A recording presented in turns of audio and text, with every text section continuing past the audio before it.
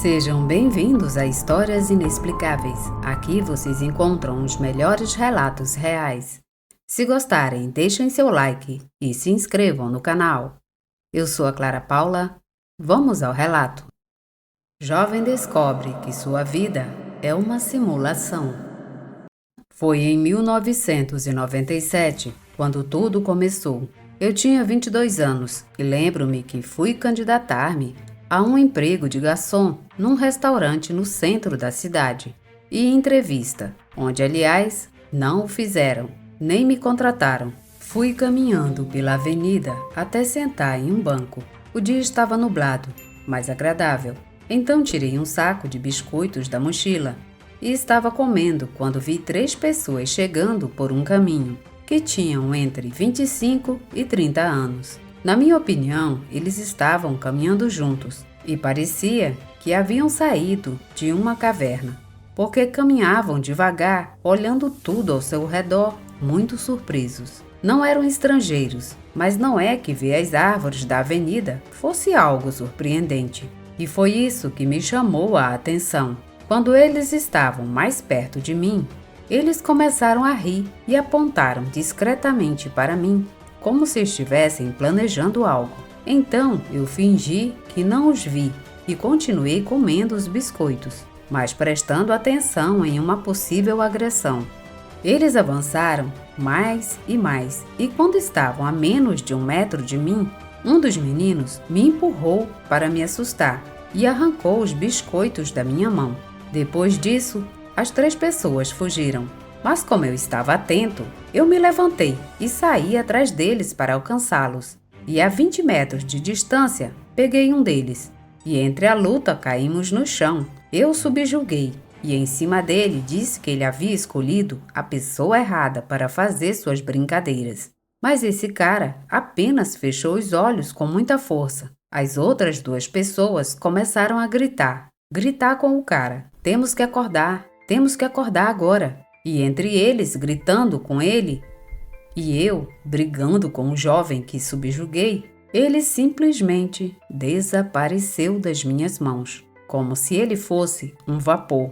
Assustado, parei e olhei em volta, e vi que as outras 2 pessoas que estavam gritando também desapareceram, como se fossem ar. Sem saber o que fazer, me aproximei do banco mais próximo e eu sentei, tentando entender o que estava acontecendo. À frente estava um homem que viu toda a ação.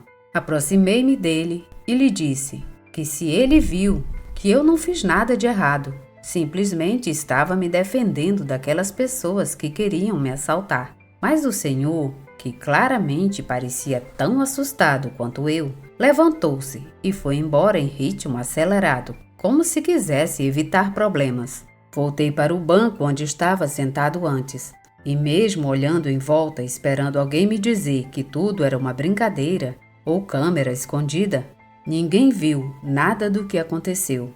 Eu admito que comecei a ficar com tanto medo que fiquei em choque. Fiquei naquele banco por umas 3 horas olhando tudo ao meu redor. Se não tivesse começado a ficar nublado e eu pensasse que ia chover, eu não teria ido embora, porque senão eu ia ficar lá sabe Deus quanto tempo. Peguei o metrô para voltar para casa e começou a doer minha cabeça. Mas não só isso, também comecei a ver as luzes das lâmpadas de uma forma estranha, como aquelas vezes em que a luz varre o movimento e você vê as linhas de luz marcadas. Quando finalmente cheguei em casa, contei para minha mãe o que aconteceu comigo. Ela me disse que provavelmente foi porque eu não tinha comido nada o dia todo. Ela me entregou uma jarra de suco, colocou comida para mim e disse para eu comer tudo. E me disse que eu deveria esquecer tudo isso e que era melhor eu comer o que ela serviu. Depois que eu me alimentei, eu fui para a cama e, felizmente, adormeci profundamente. Até que acordei às 11 da noite, quando meu pai chegou do trabalho. Conversamos sobre a entrevista e a coisa estranha que aconteceu com as pessoas que desapareceram em minhas mãos. Papai começou a dizer que há muitos fantasmas na rua, e o assunto ficou sendo apenas uma experiência simples e estranha. Na época, conversei com 2 amigos sobre isso, e eles me disseram que talvez as 3 pessoas estivessem em um sonho lúcido e quando quiseram verificar se poderiam agir à vontade dentro do sonho, e por isso tiraram os biscoitos de mim para ter certeza que eles conseguem. É por isso que quando agarrei um deles, eles ficaram com medo e queriam acordar. Eu disse a eles que a teoria deles não me parecia estranha. Mas se isso for verdade, significa que ainda estou fazendo parte de um sonho deles. E como é possível que eu esteja na mente deles, se nunca nos vimos na vida? Deixamos totalmente o assunto de lado e 2 ou 3 anos se passaram, quando esse mesmo amigo me disse para irmos ao cinema, pois um novo filme muito interessante sobre realidades e simulações ia estrear naquele fim de semana. Fui ver o filme com a minha namorada da época. O filme acabou sendo Matrix. Minha namorada ficou fascinada com a história e os efeitos, mas eu pessoalmente fiquei chocado com o furo do filme, de que toda a realidade é uma simulação, e comecei a lembrar o que vivi naquela vez na rua. Quando o filme terminou, fiquei muito quieto, pensando em tudo isso, e novamente fiquei com minhocas na cabeça, pensando que talvez naquela ocasião eu fizesse parte da simulação dos jovens. E quanto mais eu pensava no assunto, mais inquieto e nervoso isso me deixava, a ponto de começar a ter enxaquecas. E se as controlasse rapidamente com um chá forte ou uma compressa, elas iriam embora. Mas se eu não tivesse nada disso à mão, ficavam muito intensas. Nas primeiras vezes consegui pará-las. Mais uma vez, quando fui ao centro da cidade para pegar um equipamento de som que mandei para a garantia, tive a bendita dor de cabeça. Enquanto eu estava indo para o metrô, a dor de cabeça era tão forte que minha visão até começou a ficar embaçada. Então sentei na escada na entrada do metrô e foi aí que todo o estranho aconteceu. A dor começou. Fechei os olhos alguns segundos para descansar e quando fiz isso, primeiro vi tudo branco e negro. Assustado, comecei a piscar rapidamente e cada vez que fazia isso, via meu entorno em cores diferentes, como tons de azul, depois em rosa, depois em amarelo. E não só isso, a realidade parecia que estava se afastando e se aproximando, como se alguém aguçasse minha visão e eu pudesse ver muito longe nas ruas, mas de repente também tudo muito perto, tão perto que eu podia até ver os poros das pessoas que passavam. Quando isso aconteceu, a dor de cabeça chegou a tal ponto que eu não sei se foi por cansaço físico ou estresse que desmaiei. Infelizmente, demorou 5 minutos até que alguém percebesse que eu estava desmaiado e chamasse o atendimento médico. Aliás, roubaram o equipamento de som. Os médicos falaram com os meus pais e disseram a eles que com certeza foi uma insolação, mas se eu ficasse mais um dia internado, eles poderiam fazer alguns exames em mim. E então, aproveitamos para fazer.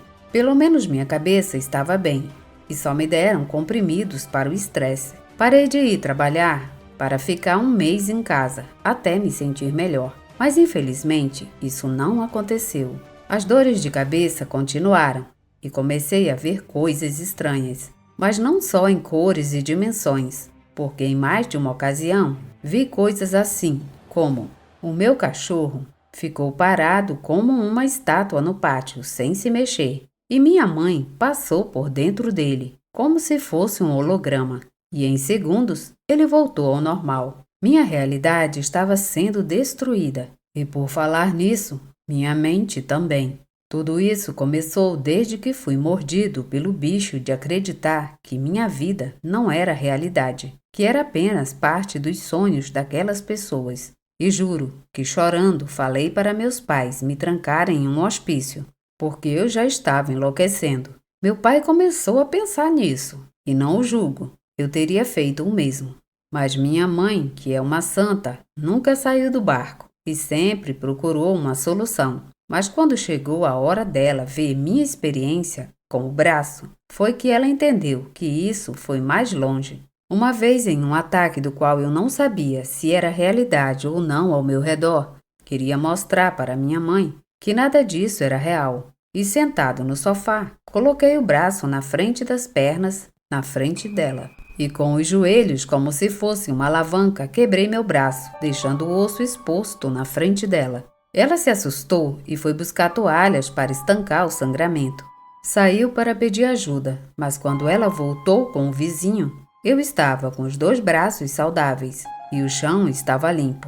Quando ela viu isso, ela me perguntou como eu fiz. Eu já lhe disse, assim é o meu dia a dia. Faço coisas que estão fora do lugar e em minutos tudo reseteia, como se isso em especial não fizesse parte do meu destino e tudo voltasse ao normal. Ela finalmente confirmou que eu não estava louco e falou com uma tia-avó de Sonora e lhe contou sobre minha situação. Ela marcou uma consulta com um mestre naturista e depois de contar tudo o que vivi, ele me disse: "Vou fazer uma pergunta simples. Você quer saber a verdade ou viver com calma nessa realidade?" Eu disse a ele: "Eu quero uma vida normal, com meus pais. E ainda mais agora que minha mãe sofreu muito por mim e quero retribuir."